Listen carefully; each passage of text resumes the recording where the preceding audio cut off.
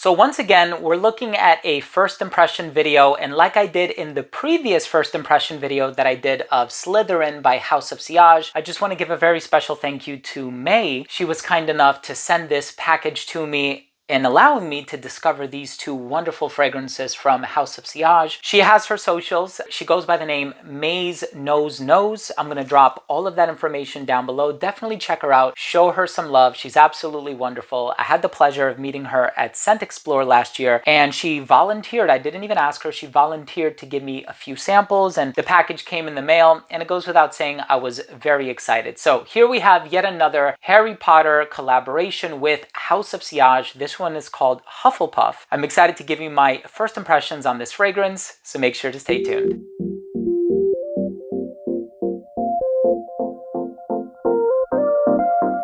Now, before I begin my first impression of this fragrance that May was so kind to send over to me, this one, of course, is called Hufflepuff, and it's another Harry Potter collaboration, and the brand has partnerships with many different, they have Bugs Bunny, and they have, a lot of Disney collaborations as well. It's quite wonderful. Before I begin the video, I do want to mention that if you like first impressions, reviews, top 10 lists, giveaways, and more, hit that subscribe button, hit the bell, and also please give this video a thumbs up for the YouTube algorithm. It would really mean a lot to me. So now, when I did my first impression of Slytherin, I mentioned the fact that it has this gorgeous chocolatey patchouli, this romantic, sensual rose ingredient. This fragrance is also sweet, but in the way of vanilla. So there's this heavy dose of vanilla in the dry down, but there's also a bit of a saccharine and fruity sweetness that is coming from coconut and peach. It has a clean white floral heart. You have jasmine, you have gardenia, a touch of lemon in the opening just makes it a little zesty, a little tangy. And I think the lemon combines quite nicely with the peach and the coconut. So it definitely has this gourmand appeal to it, very smooth base as well. So I sprayed this one about 10 minutes ago. Let's go ahead and smell it, and I'll give you my thoughts on camera.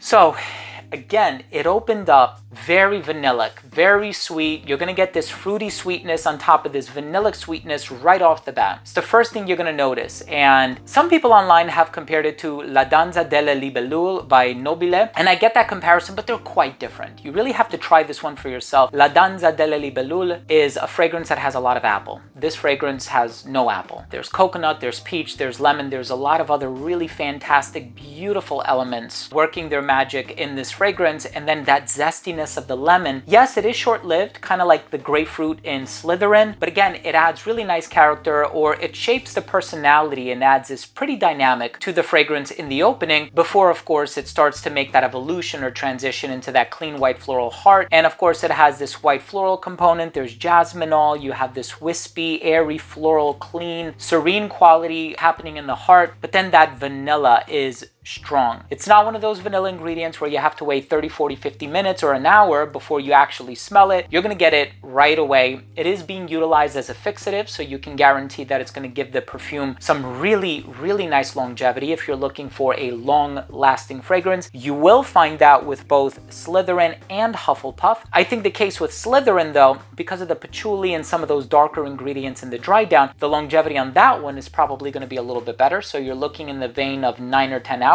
This one is going to be like 7 or 8, depending on your skin chemistry. I think the longevity is going to be there. I think projection is really where you're going to get this really loud cloud in the opening, but then it's going to become a sensual, closer to the skin type of a scent. But I think the scent DNA or the profile is leaning towards that. It's characteristic of that in the sense that you have the vanilla, the peach, the jasmine. It's kind of sensual. And of the two, this one is the one that I can see people arguing online that it is feminine leaning on account of the peach and the jasmine, the gardenia. So it does kind of possess a bit of that fruity floral personality, but both of these are totally unisex. Of course, anybody can wear them.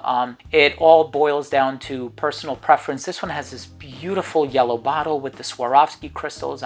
If you take a look at the presentation, you'll see how ornate it is and how much it really catches the attention. The cupcake style bottles are really a sight to behold, and I have quite a number of them in my collection. I've been collecting House of Sillage now for many years, and it really is quite a marvel. It's a spectacle, if I'm being honest. But Hufflepuff, beautiful fragrance, lemony, creamy, vanillic, gourmand leaning, clean, serene, tranquil, meditative. Those white florals are to die for. This is a beautiful, beautiful fragrance. I do think that this is one where if you wait a bit, you can pull this off in more of a spring climate where it doesn't have to be super duper cold outside. Slytherin is more of like a really cold weather type of a scent. This is kind of like a cold but not too cold, right? As you're entering the spring, if you live far north of the equator and you actually get snow like I did within the past few days, and today we're getting like really heavy rainfall with like 4 inches of rain and potential flooding if you're in a low-lying area, but I'd rather not get into that. This stuff is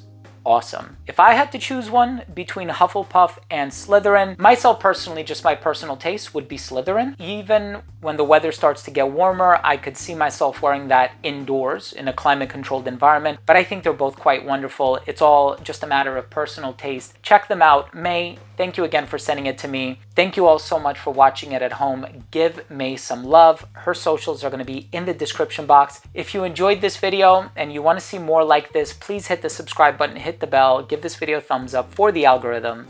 Thanks again for watching. I love you all, and we'll see you tomorrow with a new episode. Bye.